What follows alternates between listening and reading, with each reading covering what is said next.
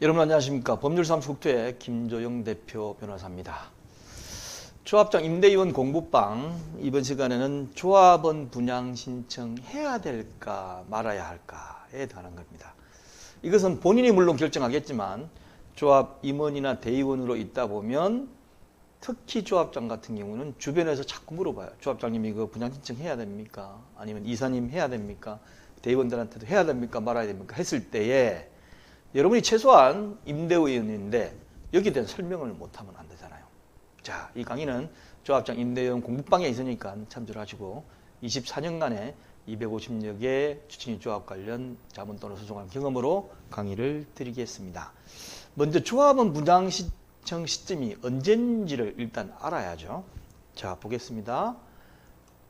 정비사업 진행 절차를 쭉 제가 그동안 말씀드렸는데 보시는 것과 같이 이제 추진회 구성 승인하고 난 다음에 창립총회, 조합 설립 인가, 시공제 협력업체 선정, 사업 시행 계획 인가 받았다고 플랜카드 그런 데도 많아요. 드디어 우리가 사업 시행 계획 인가를 받았습니다. 자, 이제부터 본격적으로 사업을 시행합니다. 그러면 바로 분양 신청을 시작한다 생각하시면 됩니다. 통지가 와요. 예, 그 다음에 이제 관리처분 계획하고 난 다음에 뭐 동호수 추천 분양 계약하고 이주 착공, 그 다음에 해산청산까지 가죠. 자, 이런 단계에서 조합원 분양 신청이 이 시점쯤 낸다는 거 염두에 두시기 바랍니다.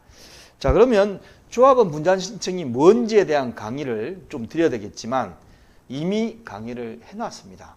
1-5강자에 보면 3강부터 6강까지 분양 신청과 관련된 분쟁이 발생하는 이유, 그 다음에 분양 신청 어떻게 작성하는지가 있으니까 중복하지 않게 이 부분을 참고로 해주시고 오늘은 이러한 분양 신청을 알고 난 다음에 분양 신청을 해야 될지 말아야 될지 판단해야 되는데 일반적으로 여러분도 마찬가지겠지만 조합원들은 분양 신청 시에 뭘 궁금해 할까요? 답은 나와 있지 않나요? 분양 신청하는 것이 유리할까 안 하는 것이 유리할까? 해야 되느냐 말아야 되느냐 고민이죠. 쉽게 판단할 수 있는 기준 딱 하나는 있습니다. 그러니까 결국은 분양 신청하는 것이 돈이 될까? 안 하는 것이 돈이 될까? 이거죠. 그렇지 않습니까? 뭐 다른 거 걱정할 필요가 뭐 있어요. 분양 신청을 내가 윤리적으로 해야 되느냐 말아야 되느냐 이걸 걱정하는 게 아니지 않습니까? 그리고 또 두 번째는 뭐냐면 공급면적 몇 제곱평을 신청하는 게 나을까? 내가 1순위로 어느 걸 신청하는 게 내가 원하는 대로 붙을 수 있을까? 마치 대학 진학 신청하듯이 이것도 일종의 눈치 싸움일 수도 있죠. 그렇지만 이 모든 것을 어떻게 흡족하게 답변해 주느냐에 관한 겁니다.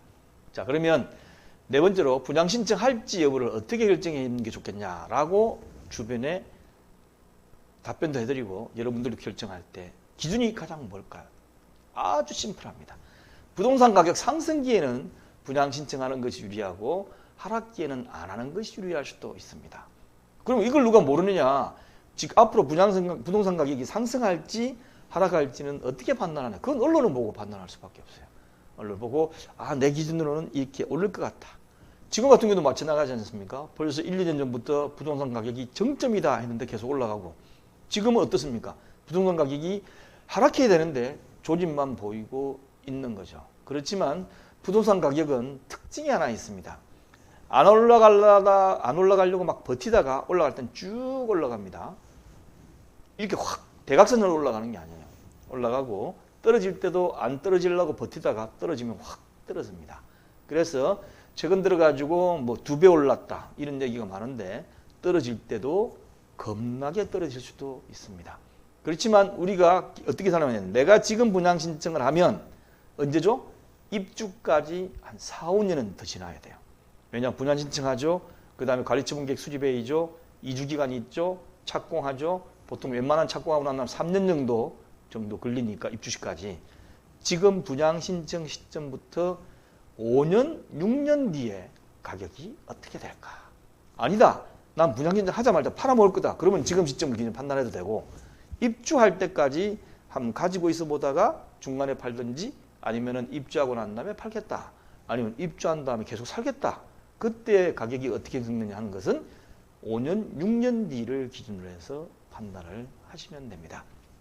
그런데 저는 일단 친구들이 물어보면 일단 분양 신청을 해라. 지금 분양 신청 안 한 단계에서 현금 청산자가 되면 매매가 안 돼요. 분양권이 없는 걸 누가 사겠습니까? 결국은 조합하고 현금 청산 합의를 하든지 아니면 뭐 토지 주공을 당하든지 아니면 매도 청구 소송을 당해야 되는데 협의는 잘 안 됩니다.